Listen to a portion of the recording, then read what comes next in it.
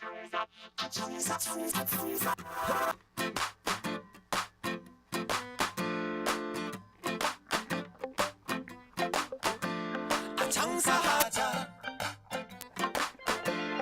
장사하자 장사하자 먹고 살자 오늘도 방실방실 밝은 대한민국의 하늘. 웃음 가득 행복 가득 여기는 야암상가 시장입니다. 저는 보이는 라디오 DJ 우종호입니다. 아무것도 보이지 않는 어두움 속에서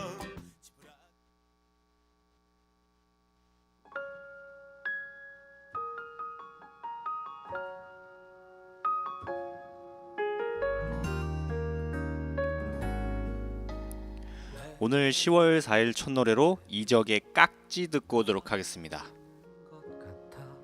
우리 참 닮은 게 많아. 오늘 10월 4일 첫 노래로 이적의 깍지로 저희 보이는 라디오를 한번 또 시작해봤습니다. 요즘 날씨가 얘기를 안 할 수가 없어요. 낮에는 덥고 저녁에는 아침 저녁은 조금 쌀쌀한 그런 날씨잖아요. 그래서 뭐 어디 뭐 하루 종일 여행을 간다든지 뭐 이런 분들은 아니면 뭐 하루 종일 어디서 밖에서 일하시는 그런 분들은 옷 입기가 좀 힘들어요. 네, 뭐 이게 반팔 입기도 뭐하고 그렇다고 뭐 껴입기도 뭐한, 네, 뭐 이런 아이러니한 그런 날씨가 이어지기 때문에, 그리고 거기다가 이런 날씨에 감기 잘 걸리거든요. 네, 감기 조심하셔야 됩니다. 그런 의미에서 제가 감기에 걸렸어요. 제가 네, 그런 의미에서 제가 좀 관리를 한다고 건강 관리를 한다고 했는데 이게 감기에 걸려가지고 지금 콧물도 나오고 기침도 하고 미치겠습니다 지금. 네. 근데 이제 내일부터 또 내일이랑 내일 모레인가 이렇게 이틀인가 또 비 온대요. 네. 그래서 혹시 날씨가 오늘은 좋으니까 오늘 날씨가 좋은 만큼 옥상 같은 데에다가 빨래를 좀 널어 놓으면은 좀 잘 마르지 않을까 이런 생각을 합니다. 네. 그래서 아까 저는 빨래 올려놓고 왔어요. 네. 근데 이게 바람이 좀 많이 부네요. 네. 또 제 빨래들이 날아가 있지 않을까 조금 걱정이 되네요. 네. 오늘 보이는 라디오에서는 1부 음식을 찾아서, 그리고 2부에서는 DJ 우씨의 역사 이야기, 이렇게 두 시간이 준비가 되어 있습니다. 깜짝 놀랐네. 두 노래를 듣고 왔다니. 네. 그러면은 노래 한 곡 듣고, 네, 노래는 오늘 한 번 듣고, 네, 1부 시작하도록 하겠습니다. 약간 그 시작부터 오늘 범상치가 않아요. 수키의 떠나가주어 듣고 오늘 보이는 라디오 1부 음식을 찾아서 시작하도록 하겠습니다. 떠나가 제발 내 곁에서 떠나가줘. 너의 웃는 얼굴도 날 힘들게. 노래 듣고 왔습니다. 수키의 떠나가주어 듣고 왔습니다. 그러면 오늘 보이는 라디오 1부 음식을 찾아서 시작하도록 하겠습니다. 바람이 지금 밖에 엄청나게 불고 있네요. 네, 야, 이 바람 진짜 많이 불겠는데. 네, 혹시 이게 날아갈 수도 있으니까 어디 뭐 이렇게 붙잡을 거 주변에 있으면은 잘 확인하시고 날아갈 것 같으면 잡으시기 바라겠습니다. 네, 어쨌거나 오늘 보이는 라디오 1부 음식을 찾아서에서는 제가 또 뭔가 저번 개천절에 제가 이제 고기를 먹었거든요. 오랜만에 소고기를 먹고 와가지고 기분이 굉장히 좋아요. 네, 그런 의미에서 오늘 음식을 찾아서에서는 소고기 중에서도 갈비가 맛있잖아요. 또 갈비 중에서 또 수원갈비가 또 유명한 편인데, 오늘 음식을 찾아서에서는 수원갈비에 대한 이야기를 할까 합니다. 이 갈비의 사전적인 의미를 찾아보게 되면은 소나 돼지, 닭 따위의 가슴통을 이루는 좌우 12개의 구분뼈와 살을 식용으로 이루는 말이라고 이렇게 굉장히 어렵게 적혀 있는데, 굉장히 간단하게 말을 해가지고 소, 돼지, 닭 뭐 이런 것들의 가슴 쪽에 있는 굉장히 맛있는 부위가 갈비죠. 이게 근데 이제 갈비의 뼈는 동물의 주요 장기를 보호하기 위해서 이렇게 좀 짜닥짜닥 붙어 있잖아요. 이 뼈에 살이 붙어 있긴 하지만 사실 그렇게 살이 많은 부위는 아니잖아요, 이게. 네, 약간 중국의 고사에도 보면은 게륵이라는 말이 있죠. 그 닭갈비라는 뜻인데 이 정도로 굉장히 좀 뭔가 양이 별로 없습니다. 네, 살이 그렇게 많이 붙어 있진 않아요. 하지만 굉장히 맛있죠. 네, 하여튼 맛있는 거는 저거 참 좀 많이 있으면 좋을 것 같은데 그렇죠? 어쨌거나 보통 이제 갈비라고 하면은 소갈비를 말하죠. 네, 그리고 그 소갈비의 구이를 특히 갈비라고 말을 하게 됩니다. 갈비뼈를 7cm 정도 되게 잘라가지고 살을 그 너붓너붓하게 발라서 편 뒤에 그 양념을 하고 구워서 먹으면은 참 맛있죠. 네, 침 나온다. 네, 경기도 수원에 가면은 이 갈비가 또 이름이 좀 나 있는 편이에요. 혹시 수원 가보신 분들 있으시겠지만 수원에 가면은 온갖 갈비집이 굉장히 많습니다. 뭐 무슨 수원 왕갈비, 무슨 뭐 수원 원조갈비 뭐 이런 걸로 해가지고 수원에 가면 갈비집이 굉장히 많은데 사실 저는 수원에 가가지고 갈비를 먹어본 적은 없어요. 네, 제가 수원을 한 지금까지 살면서 한 세네 번 정도 갔었는데 그 중에 한 번은 제가 예전에 이제 군대 가기 전에 신검 받으려고 신체 검사 받으려고 이제 병무청 그것 때문에 이제 수원에 한번 갔었고 나머지 한 세네 번 정도는 축구 보러 갔었거든요. 사실 그 거기 가가지고 제가 거기다 돈도 없기 때문에 그 굳이 혼자서 소갈비 먹으러 가지는 않습니다. 네, 여럿이 있어도 못 가고. 네, 어쨌거나 혹시 수원에 가서 갈비 드셔보신 분은 그 어떤 맛인지 후기 좀 적어가지고 저한테 주시면은 감사하겠습니다. 네. 뭐 어쨌거나 그 고기는 대체로 찌거나 삶기보다는 구워야 맛있어요. 그 쇠고기도 그런데 우리 한반도에 있었던 조상님들도 오래 전부터 소를 잡아서 구워 먹었던 것 같습니다. 맛있으니까. 네. 예전부터 뭔가 우리나라는 돼지보다는 소 뭐 이런 느낌이잖아요. 네. 그런데 옛날 농경 시대의 소고기는 좀 질겼을 것일 수도 있어요. 왜냐면은 지금은 식용소잖아요. 네. 그렇게 이제 소를 이용해서 그 농경을 이제 일구는 그 밭을 일구는 그런 소는 그렇게 많지가 않고 사실 식용소가 굉장히 많기 때문에 과거에는 예전에는 이제 일하는 소, 일소라고 하죠. 네, 그 일하는 소들이 대부분이었기 때문에 이게 조금 고기가 질겼어요, 살짝. 네. 일을 하지 못할 정도로 늙거나 좀 발육이 빈약하거나 병든 소를 이제 잡아먹었으니까 현재 우리나라 사람이 먹고 있는 곡물 사육 3개월령 소의 부드러운 고기는 상상할 수가 없습니다. 그때의 소고기는 그 이제 얼마나 질겼는지 약간 짐작할 수 있는 조선의 조리법이 또 따로 있어요. 1809년에 저작물인 규합총서라는 책에 나오는 설화멱이라는 게 있는데 이게 뭐냐면은 소고기를 썰어서 편으로 만들고 이것을 두들겨 연하게 한 것을 대나무 꼬챙이에 끼워서 기름장으로 조미하고 기름이 충분히 스며들면은 숯불에 굽는데 굽는 것을 급히 물에 담갔다가 꺼내고 굽고 또는 물에 담그는 일을 한 3번 되풀이하고 기름을 바른 뒤에 또 굽는다라고 되어 있습니다. 중간중간에 물을 담그면서 굽는 거는 이 고기가 소고기가 좀 질기기 때문이에요. 네, 조선시대 뭐 이 정도 때만 하더라도 소고기가 좀 질겼습니다. 바짝 구워서 결대로 찢어야지 먹을 수 있을 정도의 고기였다고 해요. 그런데 갈비는 이 질김이 다소 덜했다고 해요. 네, 예나 지금이나 갈비는 이게 질기지가 않았다고 합니다. 약간 좀 그 뭐라고 해야 되지? 쫄깃쫄깃했다고 해야 되나? 네, 그런 느낌이 들었대요. 갈비에 붙은 살은 운동량이 거의 없기 때문에 질기지가 않았고 기름도 적당히 붙어 있었다고 합니다. 그러니까 갈비에 대한 우리나라 사람들의 특별한 기호는 먼 옛날부터 이미 형성되어 있었다고 할 수가 있습니다. 소갈비를 구워 먹는 방법에 대한 기록은 1890년대에 시의 전서라는 책에 가리구이라는 이름으로 처음 이제 책에 등장합니다. 살을 바르는 방법은 뭐 지금이랑 비슷해요. 양념을 해서 구웠습니다. 그때 당시에도 일제강점기의 근대적 조리서에도 소갈비가 나와요. 이 무렵에는 갈비가 좀 흔해졌을 수도 있습니다. 그 일제 시대부터 그 이후부터 일제가 조선우 한우를 그때는 이제 조선우라고 했겠죠. 네. 어쨌거나 이제 이 조선우 사육을 적극 권장했기 때문이에요. 네.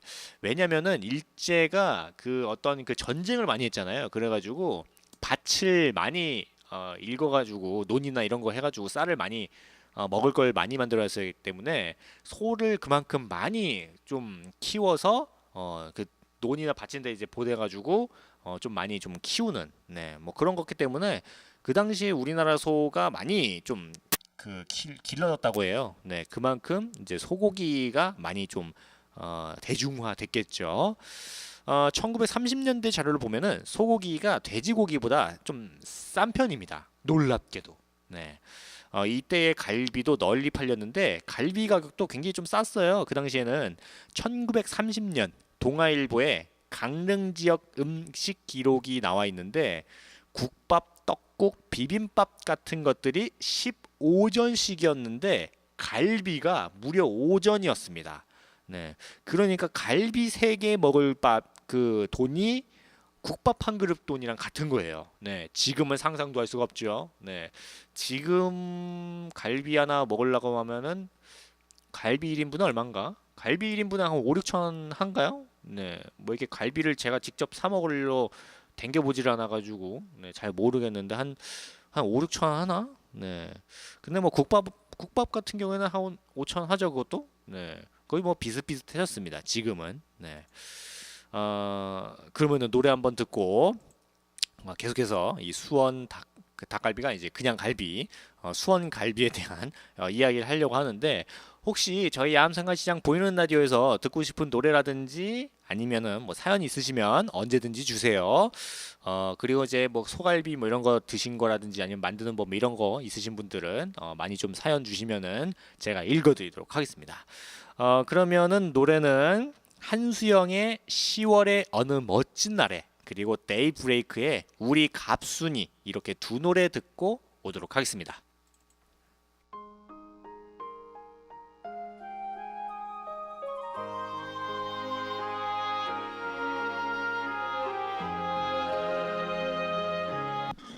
노래 듣고 왔습니다. 한수영의 10월의 어느 멋진 날에 그리고 데이브레이크의 우리 갑순이 이렇게 두 노래 듣고 왔습니다. 지금 보이는 라디오 1부 음식을 찾아서 수원갈비에 대한 이야기를 하고 있습니다. 네. 이제 그 옛날에 그 이제 태평양 전쟁이 일어나니까 우리 한반도의 소는 군수용으로 또 쓰이면서 그 수가 또 급격하게 또 줄어들게 됩니다. 해방한 뒤에 우리 한국 전쟁을 또 거치면서 그 사정은 더욱 악화돼가지고 축산 기반을 거의 뭐 잃었다고 해도 과언이 아니에요. 1930년대에 150만 마리에 이르던 소 사육 마리수가 1950년대에는 50만 마리도 되지 않을 정도로 굉장히 귀해지면서 소고기는 다시 이제 귀해지기 시작했습니다. 이때 수원에서 갈비를 구워 파는 식당이 있었는데 수원 영동시장에 화춘옥이라는 식당이에요. 1945년 개업할 당시에는 해장국을 팔았어요. 그 갈비 우거지탕 뭐 이런 거. 그리고 1956년에는 이제 갈비구이를 내놓기 시작하는데 그때의 화춘옥은 수원에서 굉장히 좀 유명했다고 합니다. 1960년대에 박정희 대통령이 수원의 농업연구기관을 수시로 드나들면서 이 화춘옥에 들렀다고 해요. 그래서 이제 대통령이 먹는 갈비니까 이 수원의 갈비가 한반도에서 제일 맛있는 어떤 갈비 어떤 아이콘이랄까요? 그런 것으로 이제 부상하고 수원 갈비라는 명성이 드디어 만들어지게 되는 겁니다. 지금의 수원갈비집들은 이 화춘옥의 명성에 기대가지고 문을 연 식당이라고 할 수도 있어요. 네, 1970년대 이후부터 계속해서 이제 식당들이 굉장히 많아졌다고 합니다. 그래서 지금은 뭐 수원 가면은 그냥 살짝 지나가면 다 갈비집인 경우가 많죠. 네, 마치 전주에 가면은 전주 비빔밥집이랑 전주 그 국밥인가? 네, 그 뭐지? 그 콩나물 국밥인가? 네, 그 집이 굉장히 많은 것처럼. 어쩌거나 이제 그 당시에 수원의 화춘옥 같은 갈비집이 영업할 수 있었던 것은 수원에 큰 우시장이 있었기 때문이라고 말을 합니다. 소가 당연히 많으니까 그 소고기 먹는 일도 잦았을 것으로 추측을 하고 있어요. 물론 수원 우시장이 제법 큰 규모였긴 하지만 그렇다고 뭔가 소고기를 흔하거나 아니면 싸거나 하는 것은 아니었어요. 소는 도축되고 발굴 그리고 정육 과정을 거친 뒤에나 이제 먹을 수 있기 때문인데 그 당시에 수원에는 갈비를 먹을 수 있는 부자들이 많았다고 보는 것이 맞습니다. 네. 그러니까 거기에 그 소가 진짜 지천에 널려가지고 뭔가 소를 이용한 그 요리 그 갈비가 많아진 게 아니라 그 갈비를 먹을 수 있는 흔히 부잣집들이 거의 많았기 때문에 이 소갈비집이 생겨났지 않았을까라고 보는 게 뭐 가장 타당성이 있어요. 네. 어쨌거나 수원은 한반도 남부에서 서울로 올라가는 길목이 있어가지고 사실 옛날 조선 시대부터 큰 장이 들어섰어요. 그리고 이제 당연히 상인들도 많았겠죠. 또 1960년대 이전까지 우리나라는 이제 농업 사회였기 때문에 그 중심에 수원이 있었어요. 농업 연구기관이 수원에 있었고 서울대 농대 역시 수원에 있었기 때문입니다. 한반도가 급속하게 그 산업화가 되면서 약간 수원이 주변부로 밀려나긴 했지만 어쨌거나 한때 수원은 정말 갈비를 넉넉하게 뜯어 먹을 수 있는 부자 동네였다고 합니다. 네. 화춘옥의 갈비는 좀 컸어요. 뼈 길이가 17cm라고 했다고 합니다. 자, 17cm면은 어느 정도인가?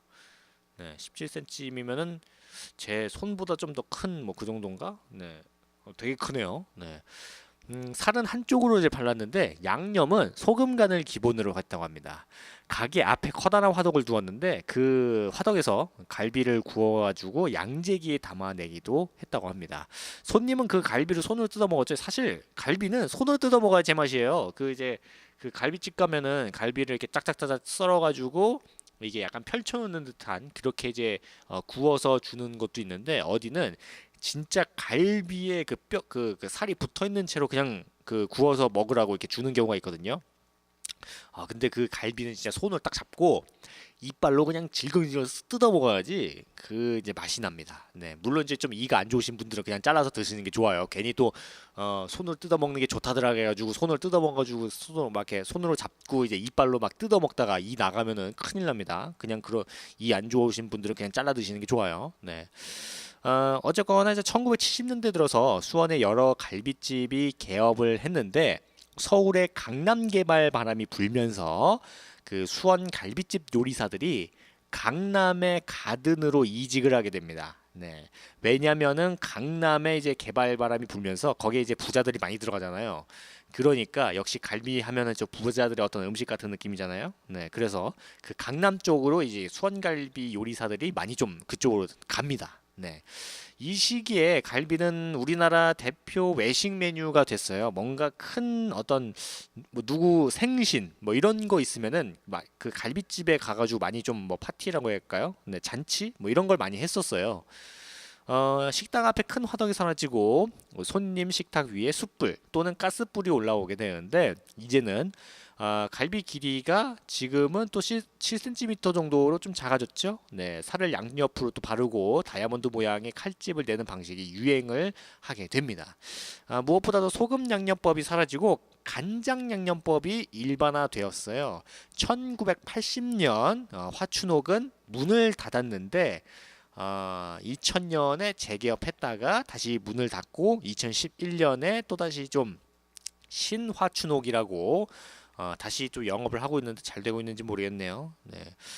어쨌거나 그 사이에 수원에는 여러 갈비집들이 따로 명성을 점점점 쌓아가지고 제각기의 이름으로 많이 유명해진 곳도 많아요. 네. 그래서 뭔가 이런저런 그 제가 말씀드린 어떤 이야기들 해가지고 이게 뭔가 그 수원 하면 갈비라고 해야 될까요? 갈비 하면 수원? 약간 요런 공식 같은 게 또 생겨가지고 네, 갈비 얘기하니까 자꾸 갈비 먹고 싶네요. 진짜 갈비 먹고 싶다.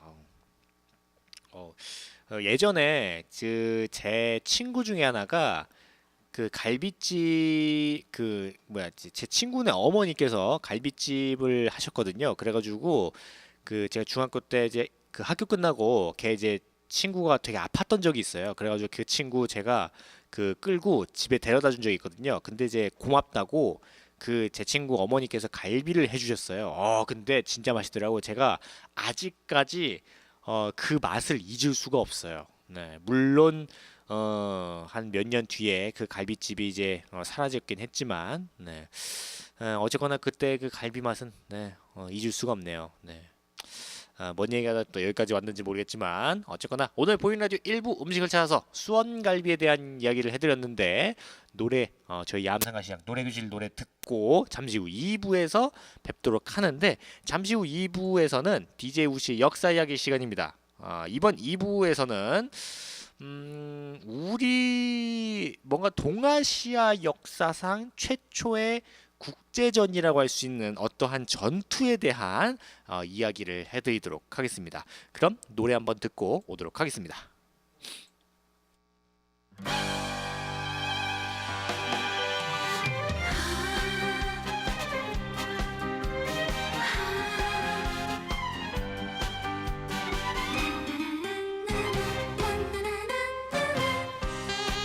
야암상가시장 노래교실 노래를 듣고 왔습니다. 김두일의 내 탓 인생, 윤수연의 꽃길, 이준영의 우리끼리, 홍진영의 사랑이 좋아, 조은성의 곰배령, 이자연의 철수씨 성타의 꽃이 필 거야까지 저희 야암상가시장 노래교실 노래 듣고 왔습니다.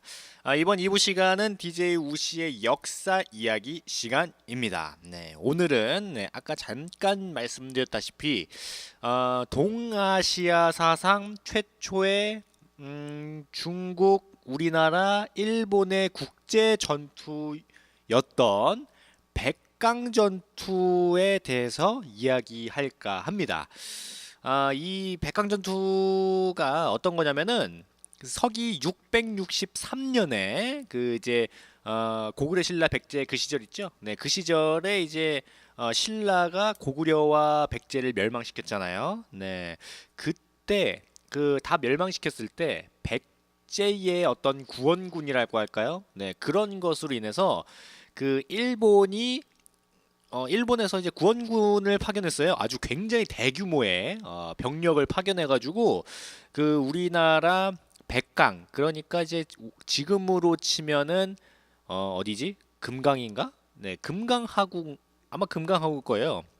거기에서 우리나라 신라군 그리고 그 당나라 군대 거기에 일본 군대까지 이 세 개의 그 나라에서 국제 전투를 했던 네, 역사상 처음으로 중국과 일본, 우리나라가 같은 전장에 섰던 네, 그 전투가 바로 이 백강 전투라고 할 수가 있습니다. 네. 660년에 사비가 점령당하고 의자왕과 부여융이 수모를 당한 뒤에 이제 당나라로 끌려갔잖아요. 그러면서 이제 백제가 멸망하게 됐는데 그 뒤에 당시 일본에 있었던 네, 왕자 부여풍이 일본에 그 도움을 요청했어요. 그 이제 그 자기네 나라가 이제 멸망했는데 좀 도와줘라. 다시 좀 백제를 세우고 싶다. 뭐 이런 식으로 해가지고 그 도침 귀실, 복신 등이 주도해서 백제 부흥 운동을 일으키면서 당나라에서는 군사를 파견해서 이들을 좀 그 공격하게 합니다. 유인괴, 유인원 등이 진연성을 함락하니까 이들은 임존성을 임시 도읍지로 삼고 이 부여풍을 데려와가지고 왕으로 세웠습니다. 네. 근데 이제 그 저번에 저 흑치상지 얘기할 때 잠깐 말씀드렸지만 이 도침이랑 복신이 이제 다툼을 해가지고 부여풍이 죽었죠. 네. 이 기회를 틈타서 당나라의 유인괴는 신라와 연합해서 주류성을 공격하고 그 부흥군은 외에 일본에 원군을 요청하게 되는 상황이 벌어지게 됩니다. 사실 그 백제의 멸망을 불안하게 지켜보던 외는 그 부흥군의 지원 요청에 응해가지고 구원군을 파견했는데 이 구원군이 어마어마하게 많았어요. 네. 그 이때 그 파견했던 그 외나라 그 당시에 그 군사 병력이 4만 명 정도 됐거든요. 근데 지금 생각해 보면 4만 명밖에 못 돼? 이렇게 생각할 수도 있겠지만 그 당시 인구 상태를 보게 된다면 그때 당시 우리나라 한반도에 한 몇백만 살았겠죠. 그리고 일본에도 뭐 몇백만 살았는데 그 중에 4만 명을 보낸다는 거는 엄청나게 많이 보낸다는 거예요. 네, 지금으로 치면 거의 몇십만 명을 보냈다고 볼 수가 있습니다. 네. 어쨌거나 이제 그 정도로 어떤 백제와 그 일본의 어떤 관계가 굉장히 끈끈한 상태였는데 이것으로 말미암아서 어디에서는 그 일본의 뿌리를 백제로 보는 편도 있고 일본 그 어떤 왕족 뭐 이런 거 있죠? 네, 이런 거를 이제 백제의 어떤 후예 뭐 이런 걸로 이제 보는 경우도 있고 또 일본 측에서는 임나 일본 부설의 하나의 어떤 그 자료로 이용하기도 합니다. 네. 뭐 어쨌거나 이런 상황에서 백제 부흥군 그리고 이제 신라 당나라 외 이렇게 다양한 국적의 군대가 맞닥뜨리게 되는 거예요. 그곳이 바로 백강. 네. 지금의 금강입니다. 네. 전라도 금강. 네.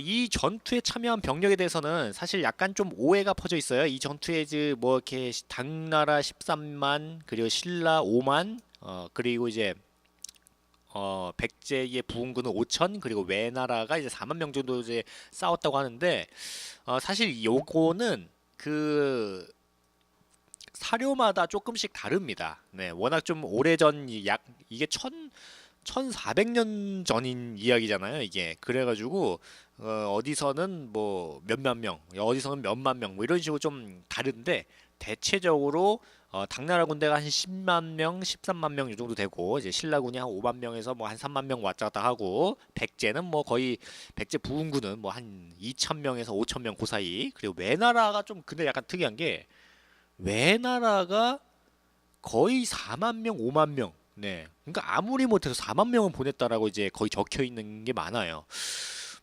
그러니까 거의 외나라 같은 경우에는 거의 우군을 걸고 그 구원군을 파견한 거니까 엄청난 거죠. 네. 근데 이 병 좀 그래요. 네.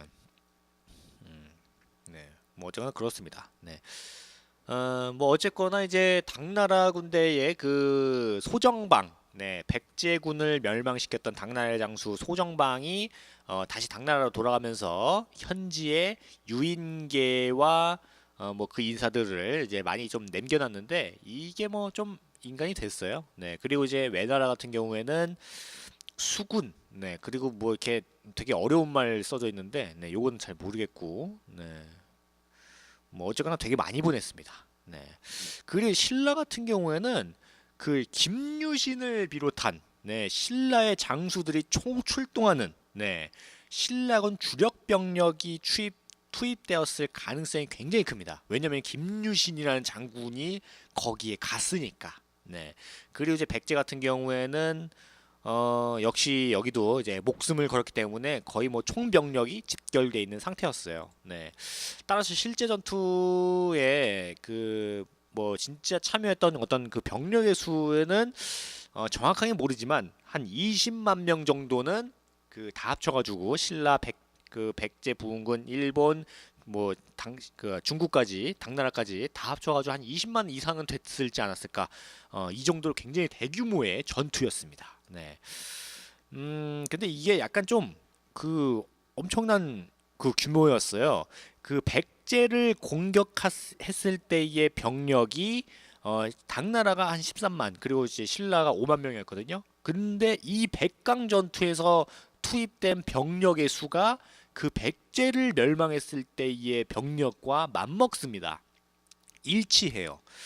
그래서 이 백강 전투가 얼마나 큰 의미를 가지고 있는지 굉장히 큽니다. 네. 야, 대단하다 이거 진짜. 네. 뭐 어쨌거나 뭐 그래가지고 뭐 이제 싸우게 되는데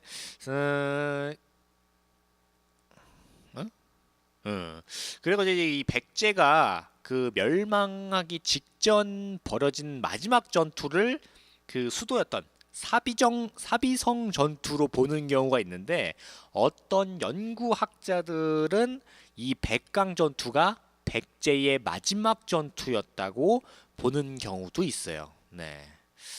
왜냐면 이제 그 사비성 근처에 백강이 있었기 때문에 뭐 그렇게 보는 경우도 은근히 있습니다. 네. 어쨌거나 그 이 엄청난 국제전, 우리 그 동아시아 역사상 중국, 우리나라, 일본의 이 삼국이 격돌하는 최초의 어떤 전투가 이 백강 전투인데 노래 한번 듣고 계속해서 한번 보도록 하겠습니다. 김미도의 알면서 그리고 명혜의 꼭 한번 이렇게 두 노래 듣고 이야기하도록 하겠습니다.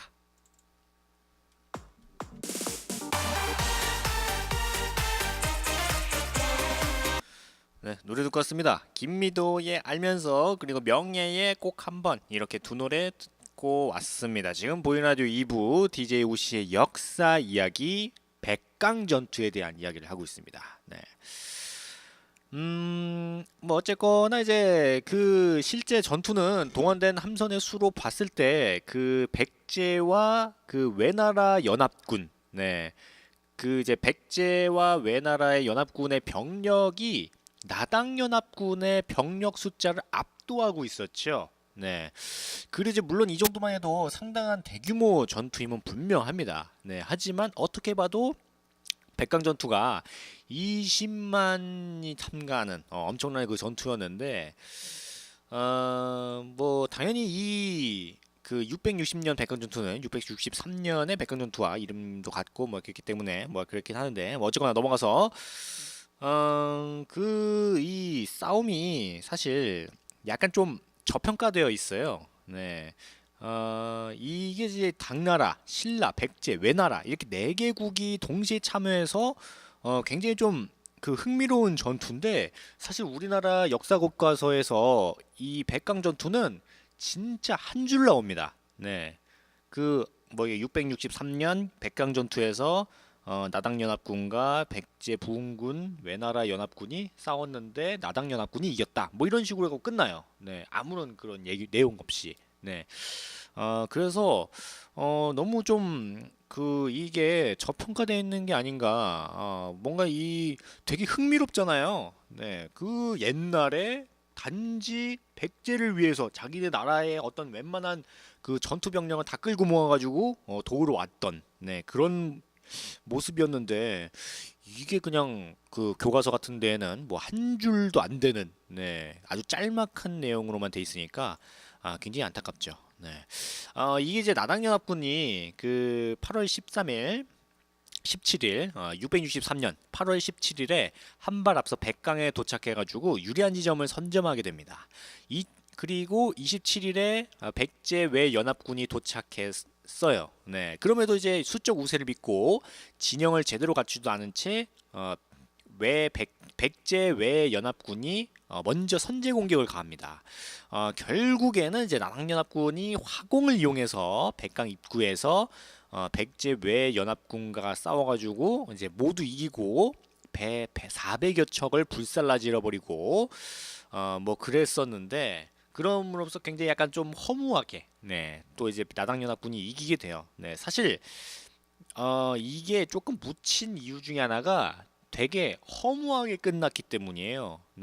이 엄청난 대병력이 맞닥 들어가지고 되게 막 치고받고 막 이렇게 되게 치열한 어떤 두뇌 싸움으로 막 이렇게 해가지고 막 싸우고 막 그래야 되는데 굉장히 허무하게 딱 나와가지고 몇 번 싸우지도 않았어. 한 4번인가 5번인가 이렇게 전투를 딱 벌였는데 그거 다 그냥 나당연합군이 그냥 아주 손쉽게 싸워가지고 이겨가지고 굉장히 좀 그 손쉽게 이겼습니다.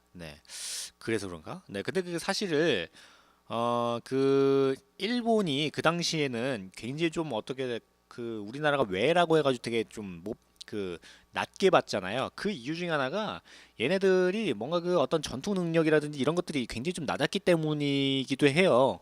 뭔가 싸우는 법도 굉장히 좀 구식이었고 뭐 그랬기 때문에 우리가 약간 좀 깔봤는데 그걸 이제 나당연합군이 굉장히 좀 잘 이용해가지고 거기다 이제 전설의 명장 김유신이 이끄는 병력이 또 있었으니까 뭐 어쩔 수 없는 뭐 결과였기도 합니다. 네, 안타깝죠. 네.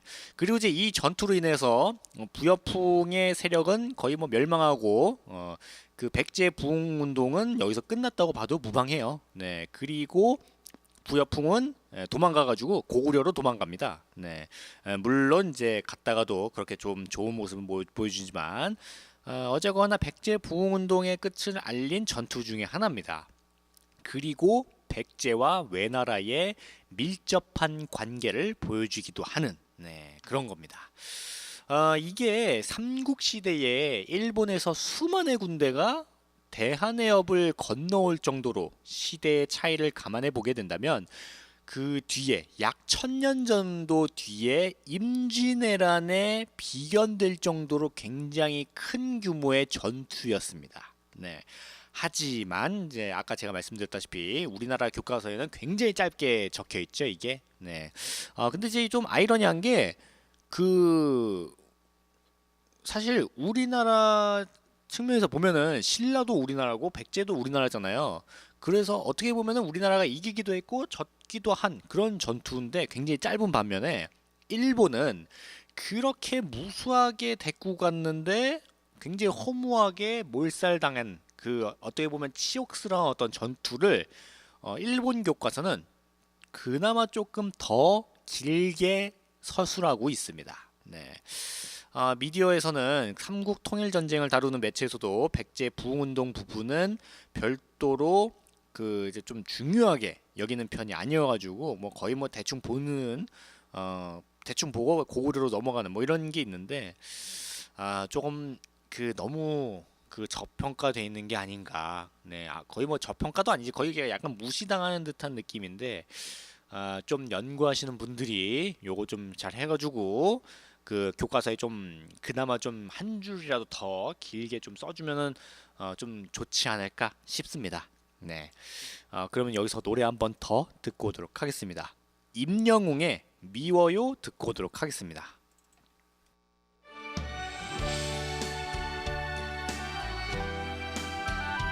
듣고 왔습니다.